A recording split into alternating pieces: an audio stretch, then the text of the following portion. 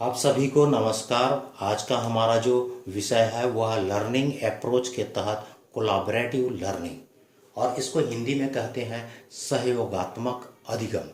जैसा कि इसके नाम से बिल्कुल स्पष्ट है कि यह सहयोग के द्वारा अधिगम का कार्य किया जाता है या इसमें आपसी सहयोग होता है। जितने भी सदस्य का समूह होता है वो सब एक दूसरे को सहयोग करके सीखने का कार्य करते हैं। आइए सबसे पहले हम यह समझने का प्रयास करें कि इसके पूर्व हमने अध्ययन किया था सहकारी अधिगम का, और आपने देखा होगा कि आज हम उसी प्रकार के एक दूसरे अधिगम का अध्ययन कर रहे हैं और उसका नाम है सहयोगात्मक अधिगम।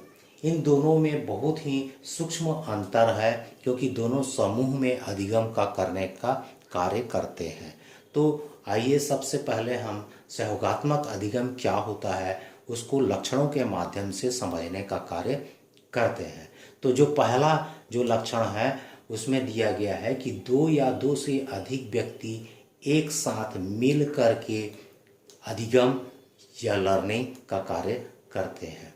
और यह जो अधिगम होता है वह किसी भी विषय को या फिर हम कहेंगे किसी भी समस्या को मिलकर समाधानित करने का होता है, या हम ऐसा भी कह सकते हैं कि वे आपस में बातचीत के माध्यम से समस्या को हल करते हैं या फिर इंटरेक्शन करते हैं, आपस में अंतःक्रिया करते हैं और अपने अनुभवों को भी जो विषय के प्रति उनको प्राप्त होता है उसका शेयरिंग करके या फिर साझा करके भी वे सीखने का कार्य करते हैं। किसी कार्य को वो संपादित भी कर सकते हैं, मिलजुल करके वे किसी कार्य को संपादित भी करते हैं। और इस अधिगम में व्याख्यान, समालोचना और विश्लेषण करना होता है, यानी व्याख्यान भी कर सकते हैं, वे समालोचना भी कर सकते हैं, सामान्यीकरण भी कर सकते हैं, विश्लेषण भी कर सकते हैं और अपने एक निश्चित निर्णय पर पहुंच सकते हैं। और इस प्रकार के अधिगम में बहुत सारे डिवाइस यानी कि साधनों का भी प्रयोग किया जाता है, जैसे कंप्यूटर का प्रयोग किया जा सकता है और ऑनलाइन क्लास फोरम का उपयोग किया जा सकता है, वर्चुअल क्लास का उपयोग किया जा सकता है, चैटिंग की जा सकती है, इस प्रकार इंटरनेट का उपयोग किया जा सकता है। तो इस प्रकार बहुत सारे जो साधन इस अधिगम में काम में आते हैं। आइए हम दूसरे लक्षण की बात करें। यहाँ पर दूसरे लक्षण में ये दिया गया है कि एक दूसरे के कौशल, योग्यता और क्षमता का उपयोग करते हैं और अधिगम करते हैं। यानी इसका मतलब ये है कि जो विद्यार्थियों में भिन्न भिन्न कौशल होते हैं, योग्यताएं होती हैं, क्षमता होते हैं, तो उसका वे एक दूसरे के लिए उपयोग करते हैं या फिर अपनाते हैं कहना चाहिए, या अनुसरण करते हैं और उसके द्वारा भी वे अधिगम का कार्य करते हैं। एक दूसरे से जानकारी प्राप्त करते हैं यानी कि सूचना प्राप्त करते हैं और अवलोकन, निरीक्षण और परीक्षण करने के पश्चात वे अधिगम करते हैं। तो ये हम कुछ लक्षण हैं जो बहुत ही महत्वपूर्ण है जिसको हम आपको बताने जा रहे हैं। एक दूसरे को लाभ भी पहुंचाते हैं, इसमें हानि वाली कोई बात नहीं होती है, वे एक दूसरे को लाभ ही पहुंचाने का कार्य करते हैं। सीखने वाला अपने साथी का स्वयं तलाश करता है। ये आप देखिए यहाँ पर जो लक्षण दिया गया है कि जो सीखने वाला होता है या फिर जो सदस्य होते हैं जो सीखने का कार्य करते हैं वे अपने अपने साथी का स्वयं तलाश करते हैं, अपने अनुरूप साथी का तलाश करते हैं ताकि वो उनके साथ अच्छे से बातचीत कर सकें, उनके विचारों को समझ सकें, उनके सिद्धांतों को समझ सकें और उनसे अधिगम कर सकें। साथियों के मध्य आपस में प्रतिस्पर्धा का भाव नहीं होता, कोई कंपटीशन सदस्यों के बीच में नहीं होता है। वे सकारात्मक रूप से अधिगम करते हैं और एक दूसरे से सीखने का कार्य करते हैं। अब जो हमने यहाँ पर आपको पहले बताया था कि जो सहयोगात्मक अधिगम है और सहकारी अधिगम है उसमें मुख्य अंतर क्या है। अभी तक के अध्ययन में ये बिल्कुल स्पष्ट हो गया है कि सहकारी जो अधिगम होता है उसमें भी समूह में सीखने का कार्य होता है और सहयोगात्मक में भी समूह में सीखने का कार्य होता है। लेकिन मुख्य अंतर क्या है, आइए इसको समझने का कार्य करते हैं। आइए देखिए, जो पहला अंतर है वह है समय व स्थान निश्चित नहीं होता। किसमें? सहयोगात्मक में। और सहकारी में क्या होता है? समय व स्थान निश्चित होता है। यानी ये स्कूल में, विद्यालय में हो सकता है और अध्यापक के निर्देश पर हो सकता है, जबकि इसमें कोई बंधन नहीं होता है, इसमें कोई समय निश्चित नहीं होता है, स्थान भी सुनिश्चित नहीं होता है, और वे कहीं पर भी सीखने का कार्य कर सकते हैं, अपने साथ ही मिलजुल करके सीखने की प्रक्रिया में शामिल हो सकते हैं। यह गुणात्मक होता है। कौन सा? सहयोगात्मक जो अधिगम है वो गुणात्मक होता है, और सहकारी होता है उपलब्धि आधारित। जिन उपलब्धि की आवश्यकता होती है वो अध्यापक के निर्देशन पर उस उपलब्धि को प्राप्त कर लिया जाता है।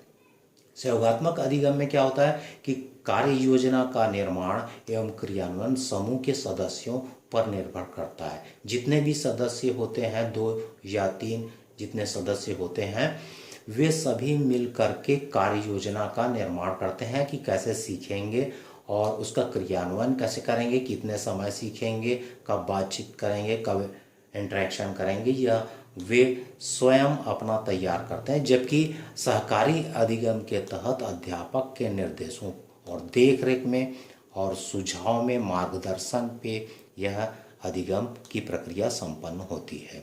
सदस्यों द्वारा नियंत्रित किया जाता है। जितने भी सदस्य होते हैं वे स्वयं इस प्रक्रिया को नियंत्रित कर लेते हैं, जबकि इसमें अध्यापक द्वारा नियंत्रित किया जाता है। आइए देखें कि निर्णय लेने में स्वतंत्र होते हैं। किसमें? सहयोगात्मक अधिगम में जितने भी सदस्य होते हैं वो निर्णय लेने में स्वतंत्र होते हैं, जबकि सहकारी अधिगम में हम ये देखें कि उपलब्धि पर ध्यान दिया जाता है या उसके आधार पर निर्णय लिया जाता है कि उपलब्धि सही प्राप्त हुई है कि नहीं। विश्लेषण, सामान्यीकरण, चर्चा परिचर्चा के फलस्वरूप साझा दृष्टिकोण का निर्माण होता है। यह हम देखें तो यह अत्यंत महत्वपूर्ण है, जिसमें जो सदस्यगण होते हैं वे विश्लेषण करते हैं, एनालिसिस करते हैं, सामान्यीकरण करते हैं, जनरलाइजेशन करते हैं, चर्चा परिचर्चा करते हैं, एक दूसरे से बातचीत करते हैं, और इसके फलस्वरूप जो होता है वो निर्णय साझा निर्मित होता है, या फिर हम कहें एक प्रकार का साझा दृष्टिकोण या नज़रिया का निर्माण होता है, और वो सब समझने के लिए या फिर अधिगम करने के लिए तैयार हो जाते हैं। इसमें क्या होता है सहकारी अधिगम में कि दी गई जिम्मेदारी के आधार पर उपलब्धि की प्राप्ति होती है। जो जो जिम्मेदारी अध्यापक के द्वारा सदस्यों को दी गई थी उसी आधार पर निश्चित उपलब्धि की प्राप्ति होती है। तो इस प्रकार ये सूक्ष्म अंतर है जिसको आप लोगों को जानना बहुत ही आवश्यक है, जो कि समझ में नहीं आता है और ऐसा लगता है कि बिल्कुल ये दोनों समान अधिगम है।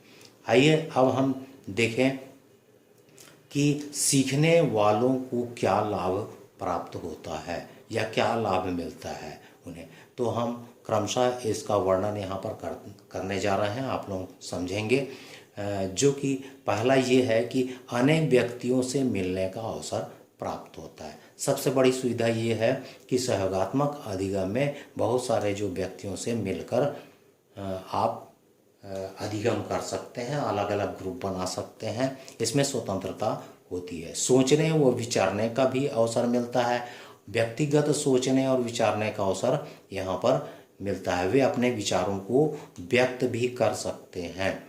जबकि हम ये देखेंगे कि जो सहकारी है उसमें ज़्यादा व्यक्त करने का अवसर नहीं मिलता है, क्योंकि वो रेस्ट्रिक्टेड होता है, बंधित होता है। जबकि इसमें स्वतंत्र विचारों को व्यक्त किया जा सकता है, जिसमें सहमति या असहमति जाहिर की जा सकती है। एक दूसरे के विचार, दृष्टिकोण, परिस्थिति, समाज, संस्कृति से परिचित होने का अवसर मिलता है। इसका मतलब ये है कि जो साथी होते हैं वो एक दूसरे से परिचय प्राप्त करते हैं। किस दृष्टिकोण से? समाज के सामाजिक दृष्टिकोण से, संस्कृति से, आपस के उसमें परिस्थिति से, उनकी आर्थिक परिस्थिति क्या है, इन सब का समावेश होता है और सबके माध्यम से वे एक दूसरे से परिचय प्राप्त करते हैं। उसी प्रकार हम देखें अनेक मतों से बने विचार में समझ और परिपक्वता का विकास होता है। जब बहुत सारे मत में डिस्कशन होता है, विचार विमर्श होता है, तो एक परिपक्वता आती है और सबकी साझी समझ बन पाती है। व्यक्तियों में परस्पर संबंध होता है, जो ग्रुप बने रहते हैं उसमें आपसी संबंध हो जाता है, वे एक दूसरे से परिचित हो जाते हैं। तो इस प्रकार ये लाभ यहाँ पर मिलता है। और दूसरे लाभों की चर्चा यहाँ पर की जाए, स्वतंत्र रूप से अपनी सक्रिय सहभागिता प्रदर्शित करने का अवसर मिलता है। सभी जितने भी सदस्य हैं वे स्वतंत्र रूप से अपना सक्रिय सहभागिता को प्रदर्शित कर सकते हैं। ये भी एक बहुत बड़ा लाभ है। एक दूसरे को समझने, सुनने, विचार विमर्श करने का अवसर प्राप्त होता है और फॉलो अप, अनुसरण करने का अवसर भी मिलता है। यदि कोई बहुत ही योग्य है तो उसका अनुसरण करने का भी यहाँ पर अवसर प्राप्त होता है। तो साथियों, आज हमने यहाँ पर अध्ययन किया कोलैबोरेटिव लर्निंग, जो कि हम देखेंगे कि कोऑपरेटिव लर्निंग से बहुत कुछ समानता रखता है, लेकिन बहुत बारीकी से यदि हम अध्ययन करें तो उसमें महत्वपूर्ण अंतर होते हैं, जो कि परीक्षा के दृष्टिकोण से या प्रश्न के दृष्टिकोण से बहुत ही महत्वपूर्ण है। आपको इसको बहुत बारीकी से अध्ययन करना चाहिए। तो साथियों, आप सभी को बहुत बहुत धन्यवाद और नमस्कार।